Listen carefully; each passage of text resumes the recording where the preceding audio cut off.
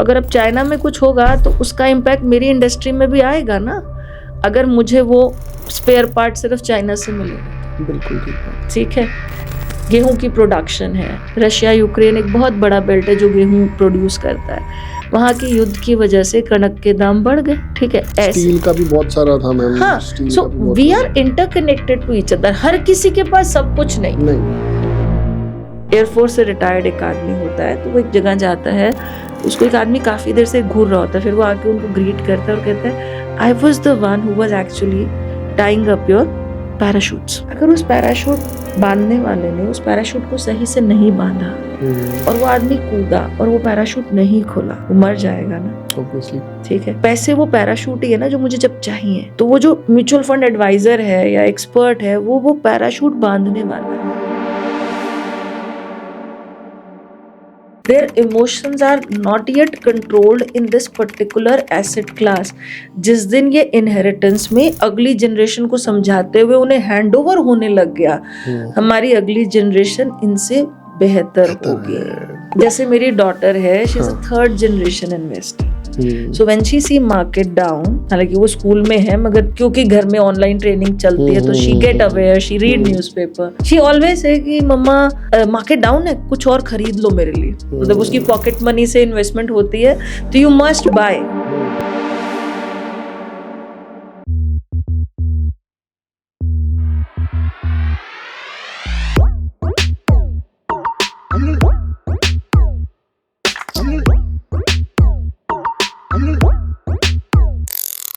Most welcome आपका हमारे show के ऊपर मैम। Thank you. आज मैम बड़ा ही क्रिटिकल सा टाइम चल रहा है क्योंकि मार्केट के अंदर जो है एक डर बन गया है, बीट ट्रम्प पॉलिसी और वटएवर, कि कहीं ना कहीं बहुत सारी सेलिंग हो रही है जिसकी वजह से कंटिन्यूसली मार्केट डाउन जा रही है। हमें नहीं पता एफआईआई सेलिंग कर रही है, डीआईआई सेलिंग कर रही है या हमारे रिटेल इन्वेस्टर सेलिंग कर रहे हैं। तो ये मार्केट इतनी डाउन जा क्यों रही है, इतनी वॉलेटिलिटी क्यों है मैम राइट नाउ मार्केट में? तो राहुल, मार्केट से पहले हम पूरे विश्व की बात करते हैं। तो पहले राजा महाराजा होते थे, तो राम जी ने भी अश्वमेध यज्ञ किया था, तो घोड़ा छोड़ते थे और जहाँ वो रुक जाता था फिर वो लड़ाई करते थे। यानी सत्ता की प्रायोरिटी लेना सबका हक था, सब उसी में चलते थे। तो आज वो डिजिटल भी हो गया है, वो टैरिफ वॉर के रूप में भी हो गया है, अलग अलग देश हैं और हर देश अपनी एक प्रायोरिटी रखना चाहता है। तो ऐसा कुछ नहीं है जो हमने या हमारी पिछली पीढ़ी ने नहीं देखा है। ट्रम्प की टैरिफ वॉर हो गया, उधर रशिया यूक्रेन की अनस्टेबिलिटी हो गई, इधर इजराइल और हमास की वॉर हो गई। तो ओवरऑल अगर हम बात करें तो विश्व में स्टेबिलिटी तो अभी है नहीं। तो अनस्टेबिलिटी में मार्केट्स अनइवन रहते हैं, गोल्ड के प्राइजेस ऊपर जाते हैं। गोल्ड एक सेफ हेवन है, तो गोल्ड का भाव देख लो ना, 90 से ऊपर चला गया। Nobody expected. आई रिमेम्बर 2002 में गोल्ड का भाव 4 से 5,000 रुपये पर 10 ग्राम हुआ करता था और आज हम 90,000 से ऊपर आ गए हैं। और गोल्ड हमेशा एक सेफ हेवन रहता है। जब भी अनस्टेबिलिटीज रहती हैं इसका प्राइस ऊपर जाता ही जाता है। और जहाँ तक मार्केट्स की बात है, मार्केट कभी भी एक दिशा में ऊपर नहीं जाते। प्रॉब्लम क्या आई? प्रॉब्लम आई 2020 में कोविड आया। कोविड के बाद की जो रिकवरी थी वो 10 महीने की रिकवरी थी, वो फास्टेस्ट रिकवरी थी। राहुल, इसको समझो, मार्केट गिरी, हम 100 लेते हैं, 100 से 40 हो गई, 40 से वो वापस 100 हो गई। ये रिकवरी, ये जो फास्टेस्ट रिकवरी है, ये कोविड क्रैश में ही आई। उसका रीज़न था रिटेल ने भी बहुत पैसा पंप इन किया, हम सब घरों में बंद थे, एक ही चीज़ चल रही थी, शेयर बाजार। चीज़ें बहुत सस्ती चल रही थी and people were buying either direct either mutual funds. तो ये फास्टेस्ट रिकवरी थी। अब मेजर रिटेलर उसी पोर्शन में आया। If you see the data, CDSL एक डिपॉजिटरी जो हमारी है, उनके पास 1997 से 2020 इतने लंबे अरसे में उनके पास महज 3 करोड़ डीमैट खाते थे। 2020 से 2022 तक आते आते, 2021-22 तक आते आते ये 10 करोड़ हो गए और ये फिगर और बढ़ गई। तो ये इतना सारा रिटेलर आया। अभी तो मैं डीमैट की बात कर रही म्यूचुअल फंड की तो बात और नहीं कर रहे। म्यूचुअल फंड का डाटा अपने आप में एक अलग कहानी कहेगा। सो लोग जागे ही कोविड के बाद। अच्छा, जिसने कोविड से रिटर्न्स देखे तो उसने बहुत अच्छे रिटर्न्स देखे और सिर्फ बुल रन देखा, ठीक है। तो जिसने सिर्फ बुल रन देखा है उसको बियर रन समझ नहीं आएगा, या मार्केट एक रेंज में रहती है, मतलब 2 साल तक 3 साल तक मार्केट एक ही रेंज में घूम रही है या स्टॉक एक रेंज में घूम रहा है, तो उस समय फिर दिमाग में आने लगता है कुछ रिटर्न आया ही नहीं, इससे अच्छा तो एफडी में डाल देता। यही तो प्रॉब्लम हो रही है। मैंने एक रील देखी मैम, उसके अंदर क्या दिखाया हुआ है, उसके अंदर दिखाया हुआ है लास्ट 2 ईयर से अगर मैंने एफडी डाल रखी होती तो मतलब एक ग्राफ के हिसाब से ऐसे ऐसे जस्ट एक हल्का सा म्यूजिक लगा के और दिखा दिया भैया एफडी के अंदर 2,000 रुपये फालतू मिल रहे हैं और मार्केट में लगाए हुए होते तो 2,000 रुपये कम है। अच्छा, अब राहुल, लोग भारत में इन्वेस्ट कैसे करते हैं? जो मेरा एक्सपीरियंस है, 21 सालों का ट्रेनिंग एक्सपीरियंस है, वो निवेश करते चले जाते हैं और जब ज़रूरत होती है तो मान लो मैं फाइनेंशियल एडवाइज़र हूँ तो राहुल मुझे फ़ोन करके कहेगा श्वेता मैम पैसों की ज़रूरत है, कुछ भी निकाल दो। लोग गोल बेस इन्वेस्टमेंट नहीं करते।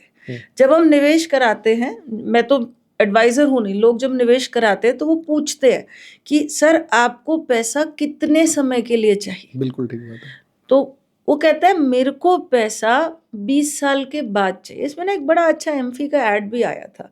वो अपने बच्चे को लेकर खड़ा है, वो हम छोटे बच्चे को एक बैट बांध के खड़े होते हैं और वो अपने फ्रेंड के यहाँ किसी के यहाँ डेस्टिनेशन वेडिंग पे आया है। तो वो अपने बच्चे को कहते हैं तेरे पापा भी डेस्टिनेशन वेडिंग कराएंगे। तो उसका दोस्त कहता है म्यूचुअल फंड्स। तो कहता है म्यूचुअल फंड है subject to market risk and, तो कहते हैं तुझे कौन सा रिटर्न अभी चाहिए? You are talking about a destination wedding for a child who is just 6 month old।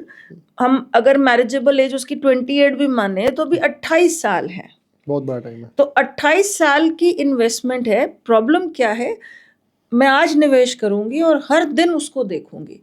FD में क्योंकि मुझे मेंटली पता है कि मेरे को एक फिक्स रिटर्न आना है, मैं उसको रोज उठा के नहीं देखूंगी। तो एज पर माई अंडरस्टैंडिंग अभी भी रिटेल इन्वेस्टर साइकोलॉजिकली प्रिपेयर्ड नहीं है इस एसेट क्लास के लिए, क्योंकि हर इन्वेस्टमेंट को हैंडल करने के लिए इमोशंस की बहुत ज़रूरत होती है। गोल्ड एक इमोशन है जो ये कहता है मेरी शादी का है, अरे ये तो आपने पहली एनिवर्सरी पे दिया था, ये मेरी माँ ने दिया था। तो we hold a emotion with the gold. आज मैं गोल्ड 90,000 में खरीद लूँ और वापस 80 भी हो जाएगा, मैं तकलीफ क्या उफ भी नहीं करूँगी, उल्टा बोलूँगी और खरीद लो। That's the way people generally talk about gold. Property की बात करें तो प्रॉपर्टी में ये है कि भाई ज़मीन तो अगली जनरेशन को भी जानी है और हमारे पूर्वज भी ज़मीनों में ही निवेश किया करते थे। तो again we are psychologically prepare to handle that asset class. आपके फादर ने इन्वेस्ट नहीं किया, वो मोस्टली फर्स्ट जनरेशन आई हुई है और फिर आ गई है टेक्नोलॉजी, फिर आ गया है ओवरडोज ऑफ ज्ञान। अच्छा, अभी भी कोई फिल्टर नहीं है। जैसे हम बात करें हेल्थ लाइन में भी बहुत से लोग हेल्थ पे बहुत सारे ज्ञान देते हैं which is very dangerous. Similarly वही ज्ञान हमें बहुत सारा फाइनेंस पे भी मिलता है। एंड क्योंकि मैं फाइनेंस में हूं ना राहुल, तो मुझे पता है कि आप सही बोल रहे हो या नहीं बोल रहे हो। The credibility of the people who are speaking on YouTube or Insta need to be checked and SEBI is doing that। अब जैसे आप मुझसे बात कर रहे हो तो मेरे पास एक 21 साल का एक्सपीरियंस है जो ट्रेनिंग फाइनेंस इंडस्ट्री से आता है। आप सीए हो, आपके पास अपना एक एक्सपीरियंस है, but I think the qualification need to be mentioned for all the fin influencers and all the medical, मतलब जहाँ एक एक्चुअली एक्सपर्ट की ज़रूरत है वहाँ पे उनकी क्वालिफिकेशंस भी उनके इंस्टा और यूट्यूब हैंडल्स पे मेंशन होनी चाहिए। ये बहुत ज़रूरी है क्योंकि उनको ब्लाइंडली फॉलो करने वाले बहुत से लोग हैं। सो लोग आते चले गए। अच्छा, फिर पैनिक कैसे क्रिएट होता है? अब मार्केट करेक्ट हो रही है, बिल्कुल। आपने मुझे कहा श्वेता 20 साल बाद पैसे देखूंगा, फिर मुझे अभी पैनिक होने की ज़रूरत नहीं है, पर मेरे इमोशन को एंकर करने के लिए कोई है ही नहीं। तो जब म्यूचुअल फंड में 2 नैव्स आई, डायरेक्ट एंड रेगुलर, और यूट्यूब इंस्टा पे ये कहना शुरू कर दिया गया कि भाई आप डायरेक्ट में जाइए क्योंकि खर्चा कम है। Yes. I'll not deny that. Total expense ratio of direct is less, regular is more. But उस रेगुलर में जो व्यक्ति मुझे as a mutual fund agent IFA आ रहा है, वो मेरे इमोशंस को भी एंकर करता है. वो इमोशनली नहीं सोचता, वो प्रैक्टिकली सोचता है. मैं मेरे पैसों को लेकर इमोशनली सोचूंगी. ये तो फैक्ट है ना राहुल. बिल्कुल ठीक बात है. फॉर एवरीथिंग, हमारी चीज के लिए हमारे पास पूरा इमोशन है. ठीक है, तो वो मैं इमोशनली सोचूंगी, वो मुझे प्रैक्टिकली गाइड आउट करेगा. तो अगर जो पीछे सिप की भी बात करें, तो मैं किसी एक म्यूचुअल फंड हाउस में ट्रेनिंग के लिए गई थी, तो देवर सेइंग कि अप्रॉक्स 55 to 60% जो सिप्स बंद हुई हैं वो डायरेक्ट बंद हुई हैं. अच्छा. ऑनलाइन प्लेटफॉर्म्स की बंद हुई हैं, क्योंकि जहाँ जहाँ एक फाइनेंशियल एडवाइजर है वो आपको ये कहता है भाई ये कोई नई गिरावट नहीं है. अब मैं गिरावट की बात करूं तो राहुल, पहली गिरावट आई हर्षद मेहता स्कैम. बिल्कुल ठीक है मैम. जो हमने पहली देखी, हमने तो अपनी लाइफ में ढंग से वही देखी. अब मैं उसकी बात करूं, it was April 1992. Market fold approx 53%. Market recover हो गई राहुल. 1.8 ईयर्स में मार्केट रिकवर हो गई. मार्केट का CAGR is compounded annual growth rate, कि कंपाउंडिंगली कैसे ग्रो हुई. CAGR था 52%. यानी कि गिरती हुई मार्केट में जिसने पैसा डाला था वो मोटा माटी 1.8 ईयर्स में 52% एनुअल रिटर्न निकाल के निकला थी. अच्छा, यहाँ मैं आपको एक एग्जांपल देती हूँ. एक वो पिक्चर आई थी बिग बुल, अभिषेक बच्चन थे. देखी थी. तो अभिषेक बच्चन खड़े हैं, शायद स्टॉक एक्सचेंज के बाहर खड़े हैं, और वहाँ वो एक डायलॉग बोलते हैं अपने ब्रदर को जो उनके पीछे खड़ा होता है. सरकार देश को बाहर के पैसे के लिए खोल रही है, अब कुछ बड़ा होने वाला है. That was quoted with the thing of opening of FDI in our economy. We are opening as a opening economy, globalisation.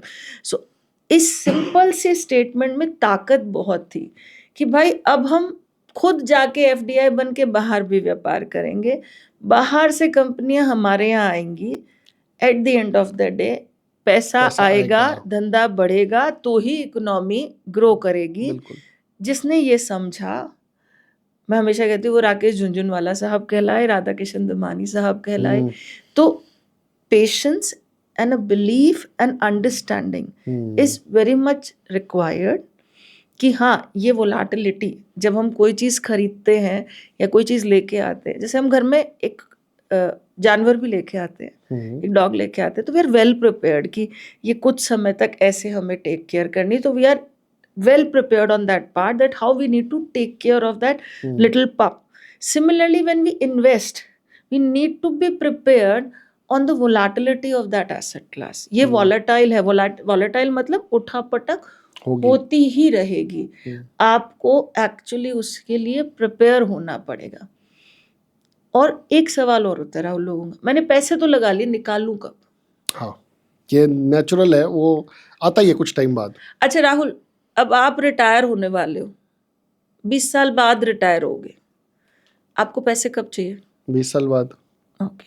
As a financial planner of yours, मैं आपके गोल्स, इस गोल पे वर्कआउट किया, आपने इन्वेस्ट करना शुरू किया. फिर हम कहते हैं कि शिफ्टिंग ऑफ एसेट एलोकेशन. जैसे ही आप अपने 55 को हिट किया, अब मैं राहुल के साथ बैठूंगी, राहुल अब ऐसा करते हैं, धीरे धीरे इस वॉलेटाइल एसेट क्लास से निकलते हैं और लेसल वॉलेटाइल में शिफ्ट होते चले जाते हैं. By the time you hit to 60, ये सारा पैसा एक लेस वॉलेटाइल एसेट में पार्क हो जाएगा. एंड उस समय अगर मान लो यही वक्त है कि अगर ट्रम्प की पॉलिसीज आई हैं, मार्केट गिर रही है और आपकी रिटायरमेंट आई है, आप ऑलरेडी इक्विटी से निकल चुके हो. मगर यहाँ आपको क्या चाहिए? एक गाइडेंस चाहिए, एक एंकर चाहिए, एक एक्सपर्ट चाहिए. प्रॉब्लम सबसे ज्यादा दिक्कत ये है, आज सबको एक्सपर्ट बनना है बिना पढ़े, सिर्फ थोड़ा सा ज्ञान लेके बहुत सारा काम, वो नहीं हो सकता.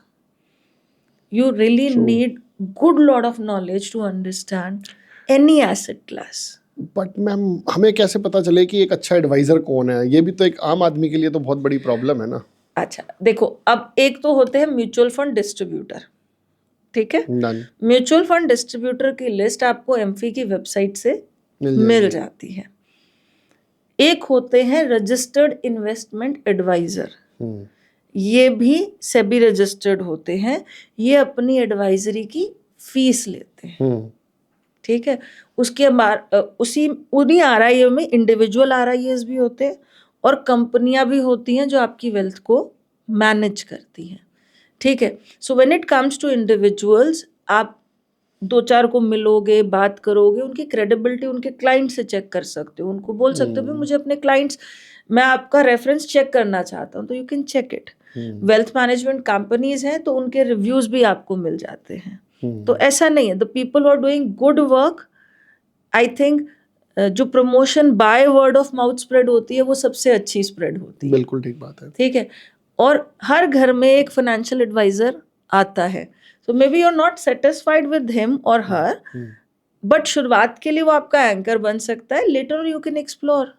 आपको पहले चेक करना है कि वो रजिस्टर्ड है या नहीं है, तो उसका नाम, जैसे मैं सेबी रजिस्टर्ड ट्रेनर हूँ, तो आपको मेरा नाम सेबी रजिस्टर्ड ट्रेनर की लिस्ट में मिल जाएगा, ठीक है। अगर आप RIA हो तो आपका नाम मुझे RIA की लिस्ट में मिल जाएगा। मैं म्यूचुअल फंड डिस्ट्रीब्यूटर हूँ तो मेरा नाम म्यूचुअल फंड डिस्ट्रीब्यूटर की लिस्ट में मिल जाएगा। एक चीज और, कोई भी व्यक्ति कैश नहीं मांगता। अगर आप म्यूचुअल फंड में मैं आपका निवेश करा रही हूँ तो मैं आपसे कैश नहीं मांगूंगी, मैं कहूंगी भाई या तो ऑनलाइन दे दे या चेक के जरिए दे दे। बिल्कुल ठीक बात है। वो तो कैश में तो मैम कर ही नहीं सकते, that is totally against the rules. देखो, despite people give lot many warnings on that कि डिजिटल अरेस्ट नहीं होता, कैश मत दीजिए, लोग फिर भी फंसते हैं। 2% के ब्याज पे फंसते हैं, तो टॉरस ज्वेलरी का कांड हुआ उस पे फंसते हैं। उसका रीजन है राहुल, आज सबको ना करोड़पति बनना है और जल्दी बनना है, जल्दी बनना है। और ये आता कहाँ से है?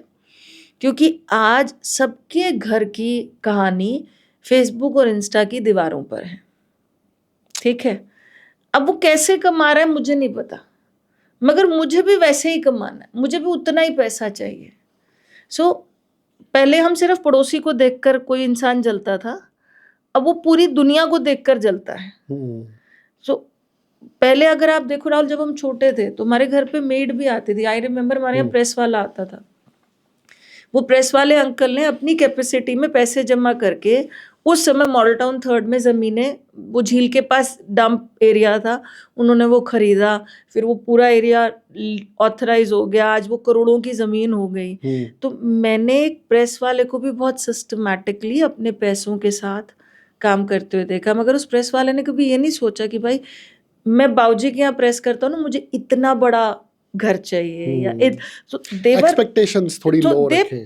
नहीं, they plan according to their standard of living, their standard of living, ठीक है ना। अब जैसे अगर हम पॉडकास्ट पे बात करें तो एक वो फराह खान मैम पॉडकास्ट बनाते हैं अपने कुक के साथ, तो अब उनके कुक ने बॉम्बे में फ्लैट नहीं लिया है, बंगला नहीं लिया है, वो भी एक और शूट उन्होंने दिखाया है कि वो यूट्यूब से जो इनकम आ रही है उससे उस कुक ने घर लिया है अपने गाँव में। अब देखो कहाँ गया है वो घर लेने के लिए, अपने गाँव में, गाँव गया है, बिकॉज इवन जो भी उसका इनकम है, वो मैट्रिक्स तो मुझे और आपको नहीं पता, मगर वो ये नहीं कह रहा कि मुझे बॉम्बे में बंगलो चाहिए।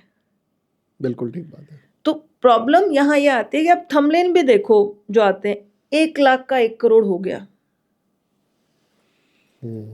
तो ये जो भूख है ये लोगों को समझना पड़ेगा कि even when you want to create wealth, we'll talk about Warren Buffett. He started investing at the age of 11. His actual wealth start making a big news after the age of 55. वो 55 के हुए, उसके बाद वो एक super multiplication format में आ गई। तो 11 से 55, 44 years of patience. यहाँ तो मैम 18 महीने में SIP बंद हो जाती हैं लोगों की। तो coming back to SIP, it should be a goal based SIP. Okay, you should have something in mind. आप ऐसे ही मत डालो। नहीं, आपको एक टाइम तो डिसाइड करना पड़ेगा ना, मुझे पैसे क्यों चाहिए। मैम जो मैंने एक्सपीरियंस किया है ना, लोग स्टार्टिंग में तो, मैं जैसे किसी से बात करूँ तो 5-10 साल के लिए एग्री कर जाता है, हाँ भाई 10 साल ओके। हाँ। लेकिन जैसे ही मार्केट गिरती है ना, वो उनका जवाब पता है क्या आता है मैम, भाई पहले इतने लगे हुए, इतने तो बचा लूँ मैं, अभी और नहीं डाल रहा मैं, अभी रोक दो मेरी SIP। प्रॉब्लम यहाँ है। तो प्रॉब्लम यह है कि उनको इस एसेट क्लास की समझ नहीं है। अभी हम बात कर रहे थे गिरावट की, सो मेजर गिरावट थी हर्षद मेहता की। उसके बाद हमारी मार्केट में गिरावट आई थी, और तो आती जाती रहती है। मैं मेजर पॉइंट्स 4 बताती हूँ, बाकी औरों पे बात करेंगे। फिर हुआ था सब prime crisis, Ketan Parekh scam, market टूटी 54%, मार्केट रिकवर हुई उसी लेवल पे 3.6 ईयर्स में। मार्केट का CAGR रहा 24%, यानी उन 3.5 सालों में 24% का CAGR रहा।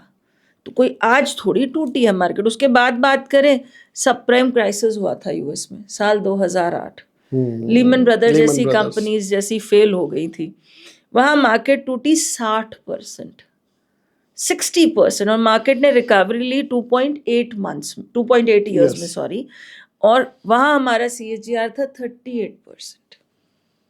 फिर हम गिरे जनवरी 2020, 38.4%, the fastest recovery in the Indian financial history of stock markets, 10 months. The CAGR was 78%. तभी तो लोगों के दिमाग खड़े हो गए ना। उन्होंने उस डिप में घुसा, हाँ, तो वो उस डिप में उसने क्या खाया।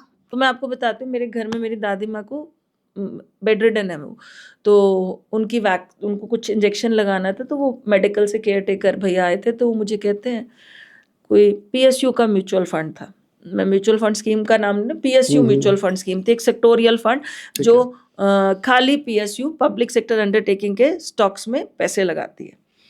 तो उस पर्टिकुलर ईयर में PSU रन लाइक क्रेजी। बिल्कुल। तो उसका CAGR जो दिखा रहा था 1 साल का was 100% था मैम, एग्रीड। ठीक है, और जो था भी। अब वो मुझे कहता है मैं इसमें डाल दूं, देखो 100% रिटर्न है। तो मैं कहा भैया डालना क्यों है, कि बच्चे की शादी के लिए पैसे चाहिए। मैंने कहा कितना टाइम है, अभी 10 साल है। तो मैंने कहा पहली चीज, ये पिछले साल आया है, अगले साल आएगा नहीं आएगा ये नहीं पता है। तो ये एक और रीजन है। अब वो मेडिकल लाइन से, उसको नहीं पता कि ये 100% जो पिछले साल है ये अगले साल आएगा या नहीं। उससे तो वो 100%, वो एंकर क्या कर रहा है, अपना माइंड एंकर कर रहा है रिटर्न से। तो mostly people who are investing, their mind is anchored with return. उन्होंने रिस्क वाला पार्ट शट कर रखा है ही नहीं उनके हिसाब से रिस्क, क्योंकि 2020 से हम कंटिन्यूस एक हाई हाई हल्की फुल्की आई, फिर हाई करेक्शंस के साथ हम ऊपर ही बढ़ते गए। तो हमारा एंकर है रिटर्न, हमारा एंकर रिटर्न और रिस्क दोनों होना चाहिए। अच्छा, इसके अलावा भी अगर मैं बात करूं मार्केट और कब गिरी, तो लोगों को पता होना चाहिए कि मार्केट सिर्फ अभी नहीं गिरी, मार्केट बहुत बार गिरी। नोटबंदी में हुई थी मैम, एशियन फाइनेंशियल क्राइसिस हुआ था, पूरे एशिया में मंदी आई थी 1998, मार्केट 23% गिरी थी। कारगिल वॉर जब हमारे साथ हमने लड़ी थी, मार्केट 10% टूटी थी। सार का आउटब्रेक था साल 2002 में, मार्केट 11% टूटी थी। बीजेपी ने 2004 में इलेक्शन हारा था, मार्केट 24% टूटी थी। इसके बीच में 2008 सब प्राइम तो मैंने आपको बताया ही था। ब्रिटेन ने यूरोप से एग्जिट किया था, यूरोपियन से, तो ब्रेक्जिट जिसे कहा था, उस समय मार्केट 2016 में 11% टूटी थी। अभी ये 2022 में मार्केट के करीबन 17% की गिरावट थी, और अभी भी मार्केट करेक्ट हुई है 15-16%। तो अब मुझे बताओ, हम करेक्शंस क्या सिर्फ आज देख रहे हैं? प्रॉब्लम ये है, बिहेवियरल फाइनेंस होता है। Behavioural finance is a wing where we teach that how हमारे बिहेवियर से हमारे फाइनेंशियल डिसीजंस इम्पैक्ट होते हैं। तो उसमें एक बायस होता है, रीसेंसी बायस। हम जितने डिसीजंस हैं वो रीसेंट इवेंट के बेसिस पे लेते हैं, और हम अपने पास्ट एक्सपीरियंस को भूल जाते हैं।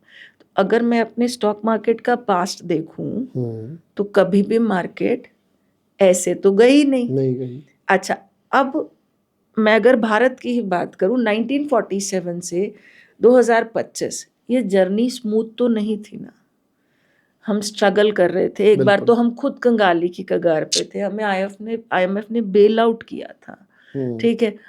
आज भी हमारे बॉर्डर्स कितने सारे हैं, बॉर्डर्स पे कितनी स्ट्रेस रहती है, and all the good lot of mess which we go through in our country. So कितने, और चाइना से तो हम कभी भी झड़प पड़ते हैं, बिल्कुल ठीक बात है। There is no warning also. चलो पाकिस्तान से तो we know precise we have this many wars. कई बार तो ऐसे ही आ जाता है न्यूज़, अभी चाइना और भारत के बॉर्डर पे टेंशन हुई, उस दिन मार्केट फिर गिर जाती है. So people have to understand, वो एक ऐसी कंट्री में है जो 1947 में आज़ाद हुई थी, क्लोज थी. 1992 ओपन इकोनॉमी हुई. ओपन इकोनॉमी का इम्पैक्ट हम अब तक आता हुआ देख रहे का मतलब है हर सेक्टर में एफडीआई धीरे धीरे खोला गया. एक साथ ओपन इकोनॉमी नहीं कर दी भाई आ जाओ. जैसे पब्लिकेशन है, तो एक लंबे समय तक टाटा मैग्रो हिल की बुक्स आती थी, फिर पब्लिकेशन को अलाउ कर दिया 100%, तो अब सिर्फ मैग्रो हिल की बुक्स आ. इसी तरह कितने सेक्टर्स धीरे धीरे खोल दिए गए. इंश्योरेंस का सेक्टर खुला 1999 में, लिबरलाइजेशन पॉलिसीज आई थी 1992 में, यानी अभी भी सेक्टर्स खुल रहे हैं. फिर ये ग्लोबल इकोनॉमी है, हम एक दूसरे पे इंटरडिपेंडेंट हैं. बिल्कुल. आपके देश में कुछ होगा, उसका इम्पैक्ट मुझ पे भी पड़ेगा.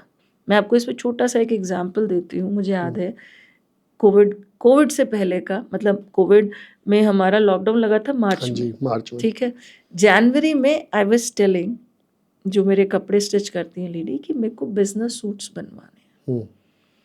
तो शी सेड, एंड मैंने कोई पर्टिकुलर कुछ चाहिए था. She said the kind of cloth which I need for this suit comes from China, and because of this situation अभी चीज़ें नहीं आ रही हैं.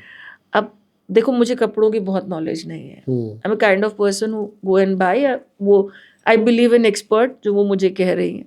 तो कहते हैं कि बहुत से चीज़ें ऐसी हैं जो सिर्फ चाइना से ही आती हैं. तो अगर अब चाइना में कुछ होगा तो उसका इम्पैक्ट मेरी इंडस्ट्री में भी आएगा ना, अगर मुझे वो स्पेयर पार्ट सिर्फ चाइना से मिलेगा तो. बिल्कुल ठीक बात है. ठीक है, गेहूं की प्रोडक्शन है, रशिया यूक्रेन एक बहुत बड़ा बेल्ट है जो गेहूं प्रोड्यूस करता है. वहाँ की युद्ध की वजह से कणक के दाम बढ़ गए. ठीक है, ऐसे स्टील का भी बहुत सारा था मैम. हाँ, so we are interconnected to each other. हर किसी के पास सब कुछ नहीं है. पहले हम बार्टर में थे, अब हम पैसों के व्यापार में हैं. तो अगर आपको याद है जिस दिन हमास और इजराइल का वो पहला हिस्सा हुआ था, जब हमास ने एक्चुअली इजराइल पे अटैक किया था, उस दिन जब वॉर की संभावना सामने हो गई थी, केमिकल स्टॉक्स अच्छे भागे थे. कौन से भागे थे, let's not get into that, क्योंकि कुछ chemical stocks will getting benefited अगर वहां से नहीं आएगा तो जो स्टॉक होगा वो महंगा बिकेगा. हाँ, तो जो स्टॉक है तो महंगा बिकेगा. तो अब कॉटन है या बांग्लादेश में भी अगर अस्थिरता है तो बहुत से ब्रांड्स की प्रोडक्शन ही बांग्लादेश है, और ऐसे बाकी देश भी है ना. तो it is interdependency on each other. हम कंज्यूमर भी हैं, हम प्रोड्यूसर भी हैं, मगर हम सब कुछ नहीं बना रहे हैं. टेक्नोलॉजी है तो हम टेक्नोलॉजी में यूएस को सर्व कर रहे हैं, तो वहाँ आईटी वहाँ पे डाउन होता है तो हमारे शेयर्स भी डाउन होते हैं. तो we are interconnected to each other. People have to understand it is no more a Indian economy, it is a Indian economy along with the global economy impact. कि हमें रशिया भी impact करेगा, हमें US भी impact करेगा. It is not just US which is impacting, China भी impact करेगा. भले ही हम पाकिस्तान से बात नहीं करते हैं या बांग्लादेश से के बॉर्डर्स पे भी स्ट्रेस रहता है, मगर क्योंकि ये जो सारा बॉर्डर एरिया है तो हमें इनका भी इम्पैक्ट देखने को मिलेगा. People need to understand, they need to invest on goal base.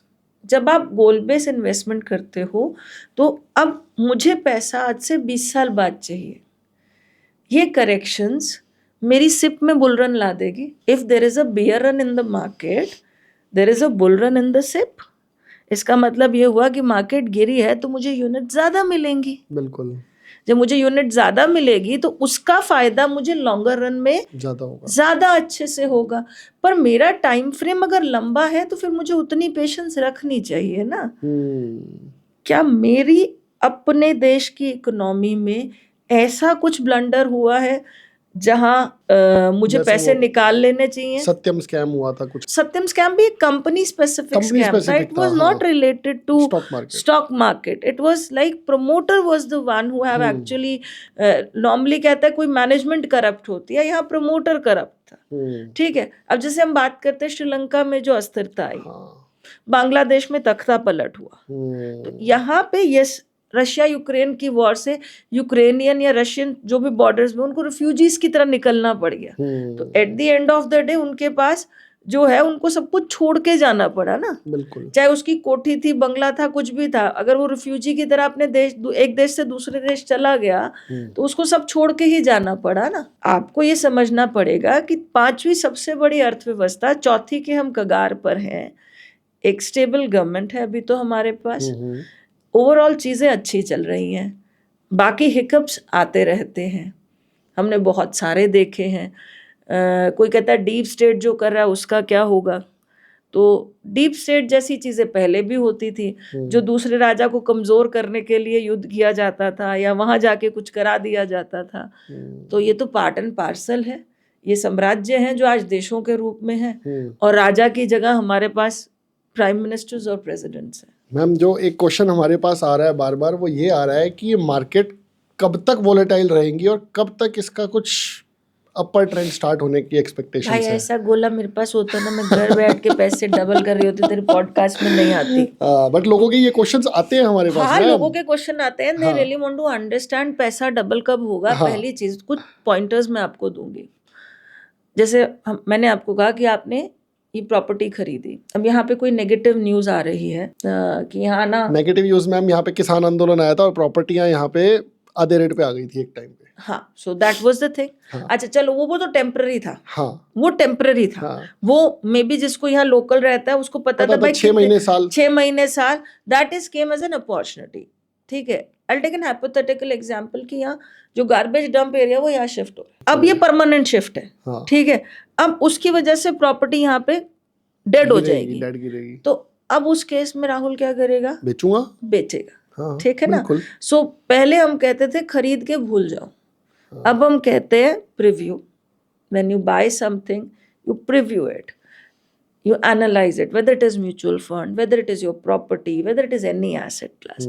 When you buy, it becomes your view, and then you have to review. Review doesn't mean every day, keep an eye.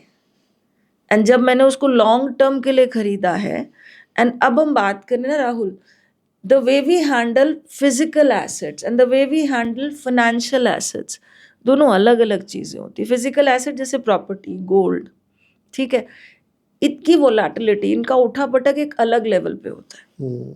ठीक है, अब हम बात करते हैं financial asset, FD, RD, post office, या fix return है। बिल्कुल ठीक है, मगर वो इन्फ्लेशन को बीट नहीं करता है। बिल्कुल। तो मे बी शॉर्ट टर्म में पैसा रख सकती हूँ, मेरे को इमरजेंसी फंड के लिए पैसा चाहिए, मैं एफडी में भी डाल सकती हूँ along with liquid mutual fund. ठीक है, एक रिटायर्ड व्यक्ति है, उसके फोलियो में सीनियर सिटीजन स्कीम हो सकती है, फाइन, हम उसे डिनाई नहीं करते हैं। मगर जब हम इक्विटी म्यूचुअल फंड्स की बात करते हैं, इक्विटी की बात करते हैं, रिटर्न फिक्स नहीं होंगे, बिल्कुल उठापटक रहेगी। अगर आप डायरेक्ट इक्विटी खरीदते हो, आप एक ही शेयर में कंसेंट, कितने शेयर्स खरीद लोगे? 10 कंपनी, ठीक है, 20 कंपनी, क्योंकि उससे ज्यादा शायद आप मॉनिटर भी नहीं कर पाएंगे। ठीक है, सो इन दैट वेरी केस, अब या तो आप अपना कमा लो जो काम कर रहे हो, या इस कमाए हुए में जो डाल रखा है उसको कर लो ना। उधर ध्यान जा रहा है और वो मार्केट नीचे जा रही, तो वो 20 का फोलियो भी नीचे जा रहा है। अब मैंने खरीदे राहुल शेयर, इससे शेयर्स की बात करें भी, अच्छी कंपनियां हैं, लंबे समय तक चलाऊंगा, पर वो लंबे समय से पहले तो मेरे घुसते ही मार्केट नीचे गिर गई, ट्रम्प अंकल आ गए तो मेरा लंबा समय मुझे पैनिक दे रहा है। हाँ, सो लोग उस वोलेटिलिटी के लिए तैयार नहीं है। अच्छा, जो पुराना इन्वेस्टर बैठा ना, वैसे तो आपने कहा ना सिर्फ 1-2 साल से ऊपर नहीं चलती, जिन्होंने लंबी चला ली ना, वो आराम से बैठा है। yes. अभी मेरा पीछे एक देहरादून में सेशन था, तो मैंने उन म्यूचुअल फंड डिस्ट्रीब्यूटर्स का था, तो कहते देखो जो पुराना कस्टमर है हमारा, जो 10 साल 15 साल से 20 साल से कर रहा है, वो बहुत आराम से बैठा है, वो गोल बेस है, उसको चिंता है ही नहीं। हाँ, जो नया आया है या जो उनकी नई जनरेशन आई हुई है, जो इंस्टा यूट्यूब से लेती है, नॉलेज लेती है, मगर डेप्थ नहीं ले पाती है, वो ज़रूर पैनिक करके उछलता है कि हाँ मार्केट चला गया, मार्केट नीचे चला गया। देखो कितने सारे फॉल्स बताए मैंने, इसके अलावा भी करेक्शंस के बहुत सारे, जैसे जापान में सुनामी आया था, ठीक है, उस समय भी हमने करेक्शन देखा। अभी पीछे कहाँ भूकंप आया था, काफी तेज भूकंप आया अभी था। तो थाईलैंड में आया था हाँ, जो वही लेटेस्ट तो। वाला। हाँ हाँ, तो अब कोई भी नेचुरल डिजास्टर कहीं पे भी होता है तो उसका इम्पैक्ट हम पे भी कहीं ना कहीं आता है। मैंने कहा ना, हम एक दूसरे से इंटरकनेक्टेड हैं। कहीं अनस्टेबिलिटी होते हैं, तो ये तो मेजर पॉइंट्स मैंने आपको बताए कि भाई 4 मेजर पॉइंट्स तो थे: हर्षद मेहता, केतन पारेख, सब प्राइम क्राइसिस, और ये हमारा कोविड। आपने नोटबंदी के टाइम में भी हमने नोटबंदी के टाइम करेक्शन पे भी देखी बहुत थी। करेक्शन की थी मैम। नोटबंदी के टाइम पे ना, I was a new investor उस टाइम पे, मुझे थोड़ी हाँ, थोड़ी नॉलेज होनी स्टार्ट हुई थी 2016 का टाइम 2016 था, में। मैंने नवंबर 2016। 2014 से मैंने डालना स्टार्ट किया था। तो 2016 के अंदर मैं डेली एसआईपी मेरी जो चल रही थी वो चल रही थी। 2016 8 नवंबर 2016 को रात को मोदी जी ने अनाउंस किया। हाँ, और 9 नवंबर को मार्केट मेरे ख्याल से जितना मुझे याद है 700-800 या 1000 पॉइंट डाउन थी। हाँ, तो मैंने 10,000 रुपए का लमसम परचेज डाला। मैं मैम कंटिन्यूअसली पूरे दिसंबर में, मेरे को 3-4 लाख रुपए थे, मैंने वो 3-4 लाख पूरे डाल दिए हर रोज 10-10 20-20 हजार करके। एंड मार्केट और मुझे रिकवर्ड। थोड़ा एंटरटेनिंग सा लग रहा था, क्योंकि मुझे ये लग रहा था कि यार मैंने डालना तो लंबे टाइम के लिए है, तो वाई नॉट अभी। ये एसआईपी में लगना था, मार्केट डाउन जा रही है, अभी लगा देता हूँ मैम। वो मैंने रिटर्न्स, मेरे ख्याल से मैंने 30-35% का रिटर्न निकाला था उसके अगले 1.5-2 साल के अंदर। हाँ, so that is the way. अच्छा, अब पता है क्या होता है, जैसे लोग क्या कहते हैं, वो अपॉर्चुनिटी मिल जाए। हाँ। अच्छा, अब राहुल देखो, एक चीज, एक तो होता है ट्रेडर। ट्रेडर डेली के ट्रेंड को देखकर ट्रेड करता है, ठीक है, और उसका इन एंड आउट है स्टॉक मार्केट। वो इसको घर पे छोड़ के आता है, वो यहां से काम कर। जो पार्ट टाइम ट्रेडर्स बने हुए हैं आधी अधूरी शिक्षा लेकर, वो 99% जो सेबी का एक डाटा भी आता है वो लॉस में ही है। बिल्कुल। ये तो हो गई ट्रेडिंग की बात। अब आते हैं इन्वेस्टर्स की बात पे। अब मैंने शेयर खरीदा, और खरीदा लंबे अरसे के लिए। तो यहाँ मैं आपको ना एक स्टॉक है, 2000 में खरीदा अगर किसी ने, तो 20 रुपए का था, और 10,000 शेयर खरीदे हुए अगर आज तक आपने होल्ड करे हैं, बोनस और स्प्लिट करके वो कंपनी के आपके पास आज 4 लाख शेयर है। अगर आपने 25 साल तक होल्ड रखा, कीमत जो है वो 2,500 से 3,000 रुपए के आसपास है इस शेयर की। हम 3,000 पकड़ते हैं, 20 रुपए इंटू 10,000, राहुल आपने उस समय 2 लाख रुपए लगाए थे। आज इस शेयर की कीमत 3,000 इंटू 4 लाख शेयर, कई करोड़ों में हो जाएगा। नहीं, 100 करोड़, कई करोड़ों में हो जाएगा। 120 करोड़ हो जाएगा। 100 भी नहीं, 120, 3 4 12, सो 120 करोड़ हो जाएगा। और यही कंपनी अगर साल का 10 से 12 रुपए का आपको डिविडेंड देती है, तो आपको 40 लाख रुपए आते हैं। टैक्स कट के भी आएंगे तो भी काफी सारे आएंगे। बिल्कुल ठीक है। अब मेरा आप ही से सवाल है, आज आप 25 साल की पेशेंस रख सकते हो? मैम बस यही तो प्रॉब्लम है ना, मैं तो रखने को तैयार हूँ, बिकॉज मैं तो इस चीज और अभी को हम सीख गया शेयर्स, हूँ। I am sorry to break you, अभी हम सिर्फ शेयर्स की बात करें, अभी मैं म्यूचुअल फंड्स पे नहीं आई है। मैम शेयर्स के अंदर मेरा ना बहुत ही गंदा एक्सपीरियंस रहा है, क्योंकि क्या टाइम मिलता नहीं है। हाँ, खरीद के रख दिए। yes. अब मेरे पास टाइम नहीं है भाई उस कंपनी में क्या हो रहा है। जैसे आपने एक एग्जांपल दिया, स्क्रैप खुल गया, मुझे क्या पता उस कंपनी के कॉन्ट्रैक्ट स्क्रैप हो गए। हाँ, एक दोस्त ने मेरे को बोला था, सुजाना टावर करके कोई शेयर था, कि ले ले भाई, अच्छा होएगा, कुछ इसकी न्यूज है, डबल हो जाएगा, न्यूज है, कुछ हो जाएगा। मैडम मैंने मेरे ख्याल से 5 रुपए का लिया था, और मैंने वो 1-1.5 साल बाद देखा वो 10 पैसे का था। तो मैं क्या ही बेचूंगा इसको, वो पड़ा ही था, वो धीरे धीरे करके वो डीमैट में से ही हट गया। डीलिस्ट हो अब वो हट गया, मतलब पता नहीं मुझे अब भी लिस्टेड है या नहीं है वो। तो इवेंचुअली मैम मैंने जब शेयर्स का पोर्टफोलियो अपना पढ़ा, मैंने 10-15-20 शेयर भी खरीद के देखे, मैंने हर चीज ट्राई करी। मैंने उठा के एक म्यूचुअल फंड का पूरा पोर्टफोलियो कॉपी कर लिया, और उसमें सब में 5-5 हजार रुपए के डाल दिए। At the end of the day मैं 1.5-2 साल बाद देखता हूँ, ये मैंने स्टडी पर्पस के लिए किया था अपने लिए, कि भैया 1.5-2 लाख रुपए के साथ मैं ट्राई करता हूँ कि ये कर क्या रहे हैं। हाँ, ठीक है। तो मैंने देखा यार उसके पोर्टफोलियो में रिटर्न आ रहा है 23%, मेरे में आ रहा है 4%। हाँ, अब वो बाद में पता चला ना, वो तो डेली बेस पे उसको मॉनिटर करते हैं, ऊपर नीचे करते हैं, शिफ्ट भी करते हैं ना, शिफ्ट भी करते हैं।